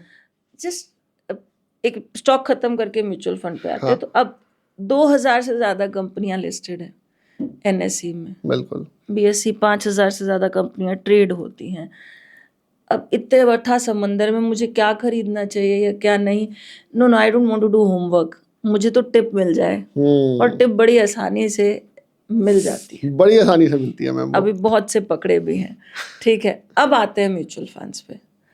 देखो म्यूचुअल फंड में एक एक्सपर्ट बैठा है, जैसे डॉक्टर भी है तो बहुत सालों की मेहनत के बाद एक रेनाउंड डॉक्टर होते हैं, ठीक है, और उसी तरह वो भी बहुत मेहनत के बाद। You don't see a 20-year-old guy managing a mutual fund as a fund manager. हम 20 साल का बच्चा नहीं देखते हैं। मैं क्वेश्चन नहीं करेगी 20 साल का बच्चा कर नहीं सकता, मे भी आज का यंगस्टर इतना स्मार्ट है कि वो यंग एज से पढ़ना शुरू करे तो दिल be well capable of, because आज इन्फॉर्मेशन बहुत सारी है and their brain process wonderful, but they have a team, they have softwares, they have knowledge, their excess of knowledge is much larger than yours. अच्छा, pressure तो fund manager पे ज्यादा है राहुल। बिल्कुल है मैम, उसको अगर वो कितनी खरा नहीं एमसी है उतरा, बताओ, 47 बहुत सारी प्लस है। हो गई हैं, ठीक है। अब राहुल को एक फोलियो से सेटिस्फैक्टरी रिटर्न नहीं मिल रहा, उसको कितनी देर लगेगी स्विच करने 5 में? मिनट मैम, 5 मिनट में स्विच हो जाता है। तो प्रेशर आपके पास है, मेरे पास है। आपके ऊपर है, फंड मैनेजर के ऊपर प्रेशर है। I'm a fund manager. I have more pressure as compared to you. मेरी जॉब, मेरी क्रेडिबिलिटी, एवरीथिंग, हर चीज दाव पे लगी हुई है। और सोचो, आप खुद सोचो राहुल, अगर आपको 10,000 करोड़ मैनेज करना है, आप सो पाओगे? नहीं मैम, सीरियसली नो। क्योंकि मैम ऐसा लगता है कहीं कुछ भी मेरे से गलती से भी गलत हो गया हाँ। तो मेरी क्रेडिबिलिटी खराब, मेरी कंपनी की क्रेडिबिलिटी और जो खराब। लोगों का पैसा है वो खराब हुआ तो the kind of havoc it will be created we can't even imagine. And SEBI बहुत स्ट्रिक्ट ट्रांसपेरेंसी के साथ, लोग आज टेक्नोलॉजी, अगर एआई है तो एआई ने मॉनिटरिंग भी बहुत आसान कर दी है। हम आप रिटर्न फाइल करते हो तो हमारा रिटर्न भी तो एआई से चेक हो रहा है ना आज की बिल्कुल डेट हो रहा है में। मैम, सारा डाटा शेयर्स का, आपकी कैपिटल गेन रिपोर्ट, हाँ शेयर्स की और म्यूचुअल फंड की मैं इनकम टैक्स की साइट से बना के दे सकता हूँ। हाँ I don't need your statements, हाँ क्योंकि वो सारा परचेज डेट, सेल डेट सब कुछ ऑनलाइन आ गया है। हाँ, तो ट्रांसपेरेंसी तो है ही ना मैम। ट्रांसपेरेंसी तो है ही, तो वही ट्रांसपेरेंसी इनके लिए भी है। और सेबी की बहुत स्ट्रिक्ट गाइडलाइंस है। प्रॉब्लम क्या होता है, there are people who speaks lot many things which have no credibility and उसको वो स्पीच, फ्रीडम ऑफ स्पीच कहते हैं। तो I am really sorry if you spreading an wrong information, it is not freedom of speech. आप अच्छा, आजकल पता है राहुल क्या है, कुछ भी सेंसेशनल बोलो and you become a news. जैसे वो एक देखा था मैंने, कहता है एयरपोर्ट में हम एयरप्लेन में बैठते ही नहीं है, वो मजाक था क्या था, वो रील अगर आप देखोगे तो वो नॉनसेंस बोल रहा है और लोग उस नॉनसेंस को देख रहे हैं और वो वायरल हो रहा है। तो आज की डेट में ये है, whether it is a financial influencers और whether any influencer you talking about, you talk crap, you talk sensational, you are on the screens and people are liking you, even people are disliking you. आप बदनाम भी हो रहे हो तो आपका तो भी आप वायरल हो रहे हो, नाम हो रहा है। सो वो एक टफ एस्पेक्ट है। सो मेरा तो यही मानना है कि सेबी को अगर फिन इन्फ्लुएंसर्स पे कुछ लाना है तो पहले तो उनकी क्वालिफिकेशंस, उनका एक्सपीरियंस क्लियर डिफाइन होना चाहिए। एक इन्फ्लुएंसर जो पहले एमएलएम मार्केटिंग में था, वो मार्केटिंग को प्रमोट करता था, फिर वहाँ उसको धंधा अच्छा नहीं लगा तो अब वो स्टॉक मार्केट प्रमोट करता है। इवन उसके फॉलोअर्स देख के ब्रोकरेज हाउसेस उसको एज अ स्पीकर भी बुलाते हैं। तो आप उसकी क्रेडिट, आप क्वालिफिकेशंस, अब आप सीए बने हो तो एक क्वालिफिकेशन है ना आपके पास। मैं अगर एक फाइनेंशियल ट्रेनर हूँ तो I've done my CFP, I've done NISM certifications, I've done my grad, post-grad, I have practically handled into the financial market, I still upgrade myself on knowledge. So we carry knowledge with experience and with degrees also. What credibility all of them hold. I'll not say don't listen them, but don't follow them. मुझे भी blindly मत follow करो, आपको भी blindly मत follow करो। हम जो बोलते हैं उसको सुनो, समझो। पढ़ना है तो देखो, सेबी की इनिशिएटिव है सेबी सारथी ऐप, जो फ्री है आपके मोबाइल पे, हिंदी इंग्लिश में। आप पढ़ सकते हो फाइनेंशियल एजुकेशन के लिए। सेबी का एजुकेशन इंस्टीट्यूट है NISM। NISM पे भी SEBI NISM investor certification program है, जिसका लिंक मैं आपके साथ शेयर कर दूंगी, आप नीचे शेयर कर दीजिएगा। They can study that book and get that certification. It is completely free. 50 number का पेपर होता है, घर पे बैठ के देना होता है।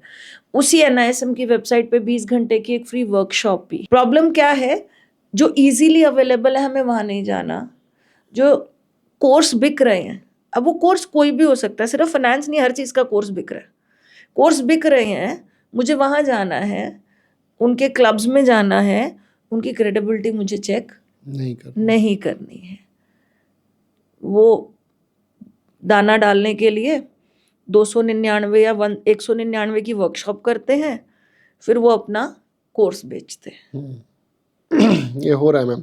और ma'am to be very frank, बंदे अपना बिजनेस छोड़ के उस कोर्स को लेके और फिर फुल फ्लेज उसमें जा रहे हैं। मतलब मेरा एक दोस्त अभी है, पकड़ा ना शी वुल्फ को, पकड़ा ना वो लेडी को, क्या नाम था, हर्षिता नाम था, आई फॉरगेट हर नेम। सो वो यही कहती थी, जॉब छोड़ दो, you trade for 15 minutes, you will earn lakhs of rupees। अब अपना नौकरी छुड़वा के, धंधा छुड़वा के, तो भाई हम कहते हैं कि जो मेरे पास है उसकी तो मैं कीमत नहीं कर रहा हूँ, जो राहुल के पास है मैं उसे हथियाना चाह रहा हूँ। और मैम कहीं ना कहीं मुझे समझ नहीं आ रहा, लोगों को भी क्या इंटरेस्ट आ जाता है एकदम से, उनको ऐसा लगता है कि उनके हाथ में पता नहीं कौन सी चाबी आ गई है, अब तो सारा पैसा यही कमाएंगे। तो उसका रीजन ये है, ये आता है ट्रेडिंग में, ये इन्वेस्टिंग में नहीं आता। अभी पीछे मार्केट गिर रही थी ना, तो मार्केट में एक ट्रेड होता है कॉल पुट ऑप्शंस का, ठीक है, कभी उस पर डिटेल पे बात करेंगे। उस दिन जब, मुझे डेट नहीं याद, अभी मार्केट रोज नीचे ही खुल रही थी, उस दिन 6 रुपए के पुट 300 रुपए में बिके।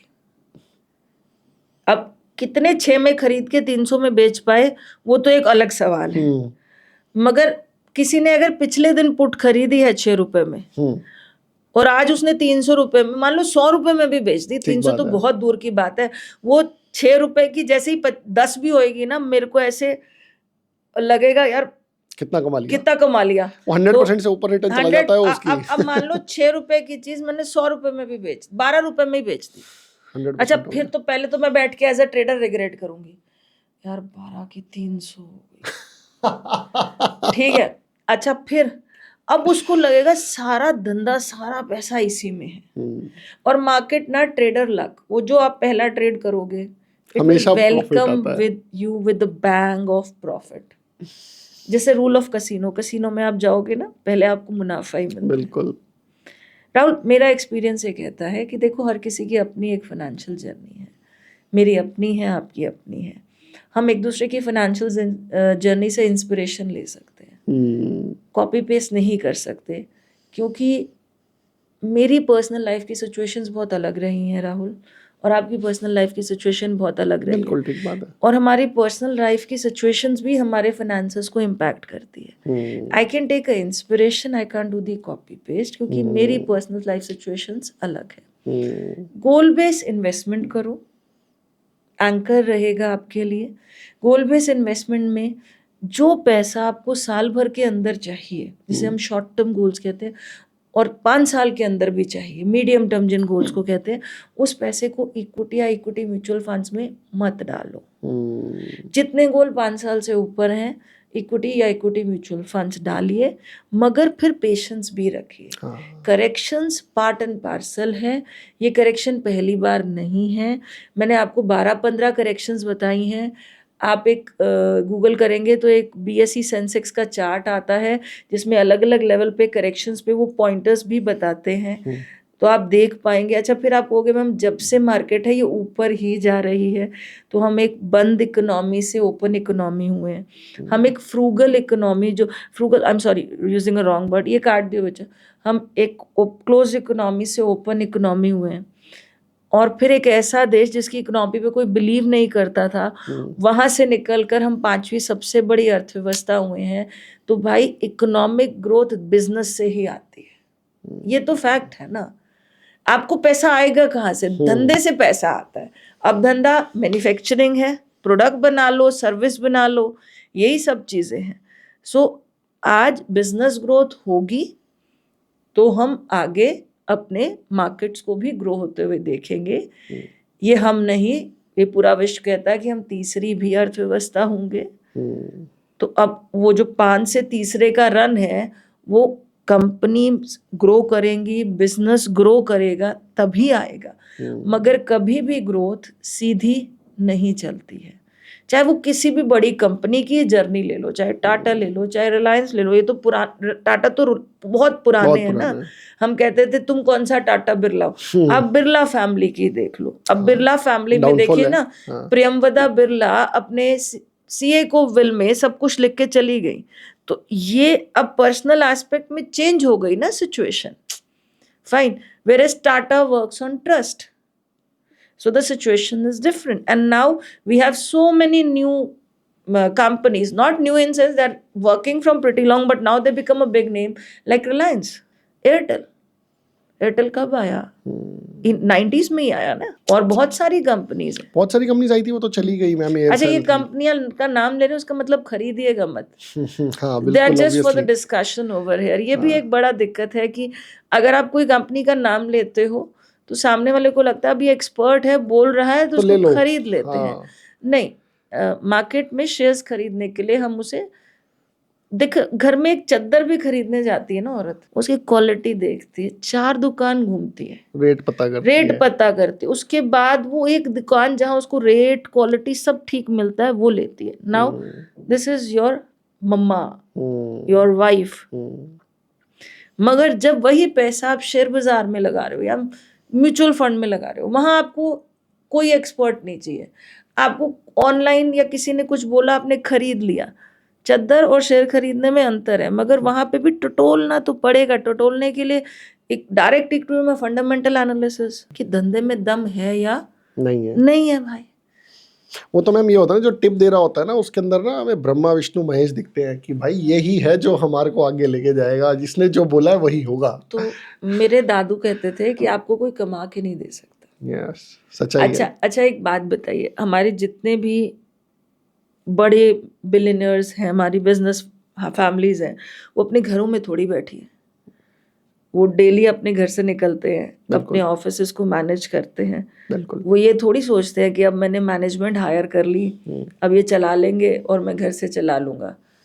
चाहे मार्क ज़करबर्ग ले लो आप, चलो अब हम बाहर चले जाते हैं, चाहे जेफ बेजोस ले लो, चाहे कोई भी ले लो, they are constantly working and they know this that if they don't work people will not work for them.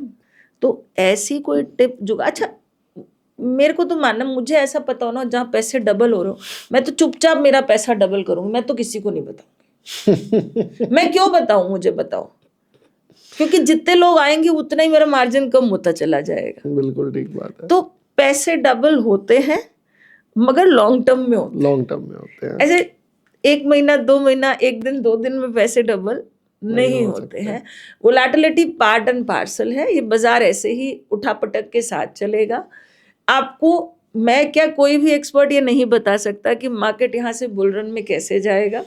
Market में अच्छी न्यूज़ आती है तो मार्केट पॉजिटिव हो जाती है, फिर मार्केट में कुछ गड़बड़ होता है तो फिर नेगेटिव हो जाती है। हाँ, अभी अस्थिरता का दौर है, चलता रहेगा। मगर जितने भी आपकी म्यूचुअल फंड्स की सिप्स हैं जो 5 साल से लंबी अवधि के लिए हैं, शांति से टिके रहिए, एक एक्सपर्ट के माध्यम से निवेश कीजिए। I think that's a better solution and have a goal based investment. बिल्कुल। जब मेरे को पता है, मैं ना राहुल यहाँ ये एग्जांपल अपने सेशंस में भी देती हूँ, जब मैं रिटेलर से बात करती हूँ। आपने मुझे पॉडकास्ट में बुलाया, आपने मुझे ये नहीं कहा मैम कुछ क्या पहन के आना है। मैम मेरा नाइट सूट भी पहन के आ जाती। हाँ, ऑब्वियसली अब मैं नाइट सूट नहीं पहन के आ सकती, क्योंकि जैसा देश वैसा भेष। हम अपने कपड़ों को लेकर कितने चूजी है, नहीं कितने डिसिप्लिन्ड है। आपके पास भी, चलो आदमियों के पास वैरायटी कम है, फिर भी आपके घर के कपड़े अलग हैं, आपके बाहर के कपड़े अलग हैं, आपके सोने के कपड़े अलग। आप सोने वाले कपड़े बाहर पहन के, आप जिम के कपड़े आप ऑफिस में पहन के नहीं आते, और ऑफिस के कपड़े आप जिम में पहन के नहीं जाते। हाँ, we have more of the variety. Even though womens are very discipline. कीर्तन के कपड़े वो शादी में पार्टी में नहीं पहन के जाती है। बिल्कुल। वही पैसों की इन्वेस्टमेंट अगर हम डिसिप्लिनली, तो जैसे आपने ये फोटोज लगा रखे तो हम इनको गुल्लक मानते हैं। भाई ये पहली गुल्लक मेरी इमरजेंसी फंड है, life is like a riding bicycle. ये दूसरी गुल्लक मेरी रिटायरमेंट की है। ये तीसरी गुल्लक मेरी बेटी की पढ़ाई की है, वो उसकी शादी की है। वो इमरजेंसी वाली गुल्लक मुझे कभी भी चाहिए हो सकती है। So liquid fund and FD. बाकी तीनों गोल्स अभी दूर हैं, तो मैंने इक्विटी में लगा रखा है। और अब मेरी डॉटर जो है 7th में आने लगी है, वो 12th में आएगी, उसके बाद मुझे पैसा चाहिए। तो पर्सनली जब वो 3 साल, यानी जब वो 10th में आएगी, तब से मैं उस वॉलेटिलिटी एसेट क्लास से शिफ्ट होके एक लेसर वॉलेटाइल में शिफ्ट करना शुरू कर दूंगी। क्यों? क्योंकि जब तक वो 12th क्लियर करे, मैंने प्रॉफिट बुक आउट कर लिया और वो मैंने पैसे सेफ रख लिए। अब कुछ प्लस माइनस होगा तो मेरे पास लोन का प्रोविजन भी है, ठीक है। एंड सिमिलरली वो रिटायरमेंट का फंड है तो अभी बहुत दूर है। तो जब आपके पास अपना टाइमलाइन होता है, आप और डिसिप्लिन हो जाते हो। जब मुझे पैसे अभी चाहिए ही नहीं, एक बार मुझे ने कहा था कि हमें जब पैसे चाहिए होते हैं तब तो मार्केट डाउन होती है। नहीं, आपको अगर पैसे चाहिए होते हैं तो आपको अपने एडवाइजर को ये बोलना चाहिए कि इस समय पैसा चाहिए। तो वो 3 साल, depending upon your risk appetite, 3 साल 4 साल पहले आपकी एसेट एलोकेशन को चेंज करेगा। एसेट एलोकेशन का मतलब होता है अपने पैसों को अलग अलग एसेट क्लासेस में अपने फाइनेंशियल गोल को कंसिडर करते हुए लगाना। कोई भी एसेट बुरा नहीं होता है। So goal based investment, clarity of thought, having an anchor in your life, ठीक है। यहाँ ना मैंने एक बड़ी अच्छी कहानी पढ़ी थी, इंस्टा पे पढ़ी थी। एयरफोर्स से रिटायर्ड एक आदमी होता है, तो वो एक जगह जाता है, तो उसको एक आदमी काफ़ी देर से घूर रहा होता है। फिर वो आके उनको ग्रीट करता है और कहता है, I was the one who was actually tying up your parachutes. अगर उस पैराशूट बांधने वाले ने उस पैराशूट को सही से नहीं बांधा और वो आदमी कूदा और वो पैराशूट नहीं खुला, वो मर जाएगा ना, ऑब्वियसली, ठीक है। पैसे वो पैराशूट ही है ना जो मुझे जब चाहिए। तो वो जो म्यूचुअल फंड एडवाइजर है या एक्सपर्ट है, वो पैराशूट बांधने वाला है। उसके पास इंफॉर्मेशन है कि आपको कब पैसे चाहिए, तो वो पैराशूट खुलेगा, मगर वो आपको उसे देनी पड़ेगी। प्रॉब्लम यह है कि मुझे ही पैराशूट बांधना है, मैं खुद ही बांधूंगी क्योंकि मैं डायरेक्ट में जाऊंगी और फिर मैं उसको खोलने की कोशिश करूंगी, वो खुलेगा नहीं और फिर मैं लॉस में निकल जाऊंगी और निकल जाएंगे और अगली बार नेगेटिव हो जाओगे कि कभी दोबारा मान लो पैसा डालना नहीं, और फिर देखोगे आप 5 साल के बाद दोबारा लोग पॉजिटिव हो गए और फिर आप रिपेंट करोगे। हाँ, रिग्रेट कि उस समय मेरे पास ये इतने में था, ये म्यूचुअल फंड तो यार मैंने एनएफओ में लिया था तो 10 रुपए में ही था, आज ये 200 हो गया, आज ये इतना हो गया। एंड म्यूचुअल फंड्स में रिटर्न्स फैबुलस है। फैबुलस तो मैम ये प्रॉब्लम है ना, एक और छोटी सी फैबुलस ये है, मैं आपको बताता हूँ। हम लोग जब म्यूचुअल फंड किसी को ऑफर करते हैं तो 14% का हम बोलते हैं अप्रोक्सीमेटली। 5 साल का ओरिजिन लेके चलो, अब 14 आपको 5 साल का अप्रोक्सीमेटली इतना रिटर्न मिल जाएगा। लेकिन मैम जब तेजी थी ना, मेरे पास कुछ लोग आते थे, कह रहे हैं 14% में कोई रिटर्न है, 24% की बात करो, आप 24% से ऊपर कुछ देते हो तो बताओ। उनको बोलो कि एक तो रिटर्न मैं नहीं देता हूँ, ठीक है, दूसरी बात रिटर्न गारंटीड नहीं होते हैं, ठीक है। अच्छा, एक और चीज होती है कि अब पता है क्या, लोग कहते हैं मैं प्रॉफिट बुक कर लूँ। अब आपने कहा हाँ जी म्यूचुअल फंड आप बेच के प्रॉफिट बुक कर लो, उसने लेट्स से 24% की CAGR के हिसाब से पैसे निकाल लिए। अब यहाँ से बुल रन कंटिन्यू रह गई और दूसरे वाले के पास पैसे टिके हुए रह गए, उसका रिटर्न और ज्यादा हो गया। अब उसने सब एनालाइज करके बुक किया है, वो आपके पास आके रोएगा यार पैसे जल्दी निकाल लिए। तो लोग ना, मैंने आपको क्या बोला, लोग इमोशनली प्रिपेयर्ड नहीं है। Their emotions are not yet controlled in this particular asset class. जिस दिन ये इनहेरिटेंस में अगली जनरेशन को समझाते हुए उन्हें हैंड ओवर होने लग गया, हमारी अगली जनरेशन इनसे बेहतर होगी। ठीक है, जैसे मेरी डॉटर है, she is a 3rd generation investor. So when she see market down, हालांकि वो स्कूल में है मगर क्योंकि घर में ऑनलाइन ट्रेनिंग चलती है तो she get aware, she read newspaper, she always है कि मम्मा मार्केट डाउन है, कुछ और खरीद लो मेरे लिए। मतलब उसकी पॉकेट मनी से इन्वेस्टमेंट होती है तो यू मस्ट बाय। हालांकि वो बहुत छोटी है मगर उसको इतना पता है कि मुझे अभी पैसे नहीं चाहिए, I am too young right now, मुझे अभी पैसे नहीं चाहिए, mama have invested for me from a longer term perspective. So उसका जो पॉकेट मनी मैनेजमेंट है, मैंने उसको मनी मैनेजमेंट पॉकेट मनी से सिखाया. सो वो पॉकेट मनी मैनेजमेंट में she is very happy when the markets are down. She understand this concept, क्योंकि मैं अक्सर अपने ऑनलाइन ट्रेनिंग्स में बोलती हूँ कि भाई जब मार्केट में बेयर रन है तो सिप में बुल रन है, and it is a long term, so it becomes a good time for you to accumulate more. Believe in our economy, that's very important. वो बहुत ज़रूरी है. सबसे बड़ा दिक्कत है कि हमें अपने ही देश की इकोनॉमी पे विश्वास नहीं है. एक लास्ट क्वेश्चन मैम, पता है क्या होता है जब ये सारा बियर रन आ रहा है, मार्केट्स डाउन जा रही है, तो कुछ लोगों को ना मतलब इंटरेस्ट होता है कुछ पैसा म्यूचुअल फंड में, कुछ पैसा शेयर्स में लगाने का. ठीक है, होता क्या है मैम, वापस मार्केट उठेगी उसको पता है, he is well prepared for it. लेकिन होता क्या है, म्यूचुअल फंड तो वापस उसी लेवल पे जल्दी पहुंचता है, लेकिन जो उसने खुद शेयर्स खरीद रखे होते हैं ना, वो नहीं जाते. ऐसा क्यों भाई? Fundamental aspects of the stocks and technical aspects of the stocks. अभी I take an example of a stock SBI. SBI पीछे 1.5-2 साल में एक ही रेंज में चल रहा था, नहीं चला. अब क्या होता है ना कि बहुत टाइम पे, इसका मतलब ये नहीं SBI खरीद लेना, पुरानी बात बताई है मैंने. ठीक है, अब क्या रीज़न होता है कि अब बहुत सी चीज़ें हमारे स्टॉक मार्केट में अपार्ट फ्रॉम फंडामेंटल इमोशन पे भी चलती है. अब इस इमोशन का एक एग्जांपल दूं, Covid second wave, Bombay oxygen का शेयर 15 दिनों में डबल हो गया, और वो फाइनेंस की कंपनी का शेयर था. लोगों ने देखा ऑक्सीजन वर्ड है और खरीद लिया. यस. सो दिस इज एक तो यहाँ, और कई बार आप स्टॉक्स में उतना रिकवरी नहीं देखते हो, वो टेक्निकल बेस पे होता है, वॉल्यूम कम होता है. यानी फंडामेंटली अगर आप देखोगे वो अपनी बैलेंस शीट में प्रॉफिट भी दिखा रहा है, every year they are booking up profit, but stocks are stagnant. मैंने कहा था ना कि कई बार स्टॉक्स और मार्केट स्टेगनेंट हो जाते हैं, वो और बहुत से रीजंस की वजह से हो जाते हैं कि वो मार्केट, लोग पॉजिटिव नहीं है, वॉल्यूम कम है.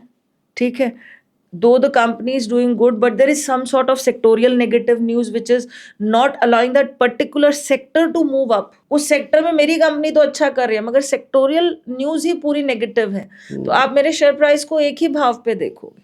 जैसे नॉर्मली मेडिसिन लाइन में ज्यादा होता है, मेडिसिन लाइंस में होता है. मेरे एक फ्रेंड ने डॉक्टर रेड्डी खरीदा था, 2 साल तक वहीं टिका रहा. फिर आप FD से कंपेयर करते हो, फिर आप मतलब when you are buying a stock you should be prepared of this. हाँ, अगर आप उसको कोविड के, प्रॉब्लम क्या है, अब कंपेयरिंग पॉइंट क्या है, कंपेयरिंग पॉइंट है कोविड से रिकवरी का पॉइंट. वो जो पॉइंट ऑफ कंपैरिजन है वो हमें छोड़ना पड़े. मैं राहुल यहाँ एक एग्जांपल देती हूँ. मेरे नानी घर में ना सब मोटे, okay, so they are all from मीठे का काम. ओके, अब तो they are like health aware होने लगे. तो पहले, अब कंपैरिजन क्या होता है, मैं पतला हूँ, तो अब जो पतला है वो 100 किलो का है, और मैं किससे पतला हूँ, मैं सामने वाले से पतला हूँ, वो 125 किलो का है. बाप रे. तो अब आप कंपैरिजन, गलत जगह रहे हो, कंपैरिजन गलत कर रहे हो ना. तो यहाँ पे भी प्रॉब्लम पता है क्या है, यहाँ पे भी प्रॉब्लम है कंपैरिजन ऑफ कोविड का रिटर्न. हमारे दिमाग जो अभी नया आया है ना, उसके दिमाग में कोविड का रिटर्न ना छपा हुआ है, उसको लगता है यही वाला रन चलेगा. तभी नहीं, उसको 24% का रिटर्न अच्छा लगता है, कह रहे ये तो मैं ही कमा लूंगा. कमा ले भाई, तो जा ले. मतलब हर चीज के लिए एक एक्सपर्ट होता है. आप सोचो, ये सूट आप खुद सिलने बैठ जाओ, यूट्यूब पे क्लास तो इसकी भी मिलती है, पता नहीं हम कितने साल ना लग जाए. हाँ. So for everything we need expert. और बहुत सारी इंफॉर्मेशन हमारे पास है, तो भी हमें एक्सपर्ट्स चाहिए, हमें लॉयर चाहिए. हम अपना केस खुद लड़ सकते हैं, मगर फिर भी हम लॉयर हायर करते हैं. ठीक है, नीम हकीम खतराए जान नहीं करते, हम डॉक्टर के पास जाते हैं. बट जब अपने में पैसों की बात आती है ना, आजकल एक वो ट्रेंड बना हुआ है, next generation will go direct. इनको क्या आता है, सो वो हमें छोड़ना पड़ेगा. हमें एक एंकर चाहिए जिसके पास नॉलेज भी, और वो हमारा इमोशनल एंकर भी बनता है, क्योंकि हम अपने पैसों को इमोशनली सोचते हैं, वो हमारे पैसों को लेकर प्रैक्टिकली सोचता है. एक मैम, जो मैक्सिमम रिडम्पशंस मैं देखता हूँ ना, वो सब प्रॉपर्टी खरीदने के लिए हो रही होती है। मेजरली प्रॉपर्टी खरीदने के लिए रिडम्पशंस बहुत लगती है मैम। सबसे पहले कत्ल जो होता है वो म्यूचुअल फंड Property शेयर्स का का। ही कटता है। अब राहुल देखो, मैं यहाँ 3-4 एग्जाम्पल्स देती हूँ आपको। पहली चीज, एक ऐसा बुजुर्ग जो यहाँ रहता है और जिसके बच्चे बाहर रहते हैं, उसके पास सर पे अपनी छत होनी चाहिए, बाकी उसके सारे एसेट फाइनेंशियल एसेट्स में होने चाहिए, क्योंकि जब उनको 100 बरस पूगेंगे उनके बच्चे आकर सब निपटा के वापस जाएंगे। और उस जल्दबाजी में वो चीजों को सस्ता, प्रॉपर्टी की लिक्विडिटी मुश्किल हो जाती है, और वो कहते हैं अरे यार जा रहा है। तो अभी मेरे फैमिली में किसी ने प्रॉपर्टी खरीदी, तो वो एनआरआई यहाँ आया था, बेचने के लिए आया था। आते हैं मैम, कई बंदे आते हैं मेरे पास, बहुत सारी रिटर्न्स आती हैं यूट्यूब से, बहुत सारे बंदे आते हैं। हाँ, तो एनआरआई आया, बेचने के लिए आया। हाँ। जिसने लेगेसी ट्रांसफर में देना है, तो मान लो उसके 3 बच्चे हैं, अब उसको लगता है भाई तीनों के लिए घर खड़ा कर दूं, तो हर चीज रिटर्न पे नहीं होती, इमोशन पे भी होती है। ठीक है भाई, कर दीजिए, कोई दिक्कत नहीं है, मगर जहां भी खरीदिए प्रॉपर्टी होमवर्क मांगती है। आपका बच्चा वहां रहेगा नहीं रहेगा वो चीजें। अब आते हैं यंगस्टर्स पे, जो 25, 26, 30 साल का है। यंग एज में अगर पेरेंट्स के साथ ही रहना है, और पेरेंट्स के साथ नहीं रह रहे हो, जॉब कहीं कर रहे हो, मगर आप सिंगल चाइल्ड हो, और प्रॉपर्टी पेरेंट्स की इनहेरिटेंस में आप ही को मिलनी है, फिर आपको देखना पड़ेगा मुझे प्रॉपर्टी में इन्वेस्ट करना है या नहीं करना है। देखो, सबकी सिचुएशन अलग अलग है। अच्छा, अब मेरे सर पे छत है, एक बच्चा मेरा भी छोटा है, ठीक है, अब मुझे प्रॉपर्टी में इन्वेस्ट करना है फॉर द रिटर्न प्रोस्पेक्टिव। मुझे होमवर्क करना पड़ेगा कि वो प्रॉपर्टी में यहाँ पे जी मेट्रो अप्रूव हो गई है तो अप आएगा, या मेट्रो अप्रूव के चांसेस हैं तो अप आएगा। तो आप और मैं तो होमवर्क कितने लोग करते हैं, कितने लोग होमवर्क करते हैं? देखो मैम, मैं भी अपने आसपास का होमवर्क कर सकता हूँ। मैं बहुत ज्यादा दूर, आप कहते हो जेवर एयरपोर्ट, मेरे को कुछ नहीं पता, नहीं कर सकते ना। तो geographically we have a limitation. अच्छा, अब अगर आप उस जोग्राफिकल लिमिटेशन से भी उठ जाते हो और जाके भी वहां करते हो, तो करिए, कोई दिक्कत नहीं है। जैसे बात करें पीजी, कोटा के पीजी, मगर अभी कोटा में पीजी में डाउनफॉल आया हुआ है। क्या ऑनलाइन की वजह से? नहीं, तो वो बहुत सारे इंस्टीट्यूट्स ने लोकल रीजनल एरिया में अपने इंस्टीट्यूट खोल दिया, हालांकि वो बहुत वर्कआउट नहीं हो रहे हैं। क्योंकि देखो, वी से सराउंडिंग मैटर्स अ लॉट। तो कोटा में वो सराउंडिंग ही सारी वही थी, वो सराउंडिंग उनको अपने रीजनल होम टाउन्स में नहीं मिल रही है, तो वो वापस तो पिक कर जाएगा। मगर कोटा के एक पीजी की, आज से मैं 3-4 साल पहले बात करूं, अभी की नहीं, 12% की रेंटल यील्ड है। मगर भाई, मगर डालना भी तो 10 करोड़ रुपए डालेगा, 10-12 करोड़ रुपए डालोगे, जमीन से पीजी खड़ा करोगे, पीजी मैनेज भी करोगे, फिर आपको पंखों में भी वो तारें लगानी है, बच्चे वहां सुसाइड भी करते हैं, बहुत सारे प्लस एंड माइनसेस होते हैं, everything comes with a risk ना, you need to give time. तो आपको वो होमवर्क करना पड़ेगा। खरीद के छोड़ दिया और वो मल्टीप्लाई हो जाएगा, प्रॉपर्टी के बुल रन जो हमने पहले देखे वो अब नहीं देखेंगे, दिखेगा भी, तो होमवर्क चाहिए। अब जैसे हरियाणा के किसी एरिया में एयरपोर्ट आने वाला है, तो वहां प्राइस बढ़ेगा ना, पर जो नीचे चेन्नई में बैठा है उसको कैसे पता चलेगा?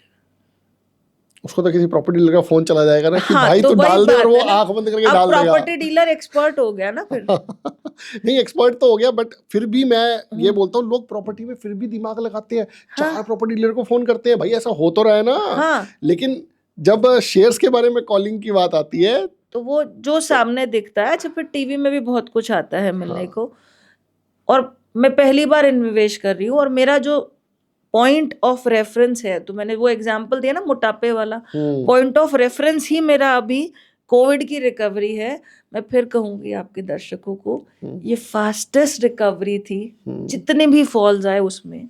नहीं तो आइडियली हम इस टाइम तक रिकवर ढंग से किए होते। हाँ, ये फास्टेस्ट रिकवरी थी जो हमने देखी थी, और ऐसी चीज हम दोबारा नहीं देखेंगे। हो सकता है देख भी लें, मगर अभी नियर रन में तो हम ऐसी चीज नहीं देखेंगे। That should not become a base। इतनी जल्दी की रिकवरी बेस नहीं बनना चाहिए। आपको जो बेस लेना है, आपको फिर वो सेंसेक्स का जो चार्ट है ना उसको देखो कि वो किस तरह से ऊपर नीचे होते हुए, और उसको ब्रॉड में देखो क्योंकि वो छोटे में ना फॉल नहीं दिखते कि 2008 में कितना बड़ा फॉल आया था, मार्केट कहाँ 60% टूटना मार्केट का कितनी बड़ी बात थी। तो अभी तो ये करेक्शन 30-40% की हमने पहले भी देखी है। हाँ। 10-12% तो कभी भी हो Normal जाती है। है, नॉर्मल हो जाती है। तो पैनिक होने से अच्छा मुझे ये क्लियरिटी ले लेनी चाहिए कि मैं क्यों निवेश कर रहा हूँ। I should know my why I am investing. I am not considering my why, I am just considering I am investing and I want my money to get double in a span of a year और 2 year. क्योंकि पीछे mutual funds ने भी ऐसे ही दिया, stocks ने भी ऐसे ही दिया। हमें अपने रेफरेंस पॉइंट्स चेंज करने पड़ेंगे, जैसे हम अपने कपड़ों को चेंज होते हुए फैशंस के साथ चेंज करते हैं। तो दोस्तों, बहुत ही वैल्यूएबल इंसाइट्स मैम ने आज हमारे साथ शेयर की और बताया कि भैया अपने पॉइंट ऑफ कंपैरिजन ठीक रखो। जो मैंने आज सीखा एक तो वो है पॉइंट ऑफ कंपैरिजन अपना ठीक रखो। एक शॉर्टेस्ट रिकवरी जो है वो कोविड की रिकवरी सबसे फास्टेस्ट थी। क्यों आप लोग कह रहे हो कि यार 1 साल में मार्केट ने 100% के रिटर्न दे दिए, तो भैया ये टेम्पररी होता है। कभी कभी मौका मिलता है, बहुत बढ़िया है, नहीं मिलता है तो घबराने की जरूरत नहीं है। मार्केट ऊपर नीचे तो चलती ही रहेगी, just like a heart beat. Heart beat अगर स्ट्रेट ऊपर है तो भी बंदा ऊपर है, स्ट्रेट नीचे है तो भी बंदा ऊपर है, फ्लैट है तो भी ऊपर है। तो ये तो ऊपर नीचे दोनों तरफ ही चलेगी। तो दोस्तों ऐसे ही आप हमारे चैनल के साथ जुड़े रहिए, हम नया नया कंटेंट आप तक लाते रहेंगे। तो मार्केट की वॉलेटिलिटी ही उसकी खूबसूरती है, ठीक है। सो मार्केट जो ये ऐसे ऐसे चलती है ना, इसी से पैसे बहुत सारे ग्रो करते हैं। So have patience, know your why, hire a expert who can actually be an anchor for your investment of your emotions also. And फिर से मिलते हैं। जय हिंद। जय हिंद दोस्तों।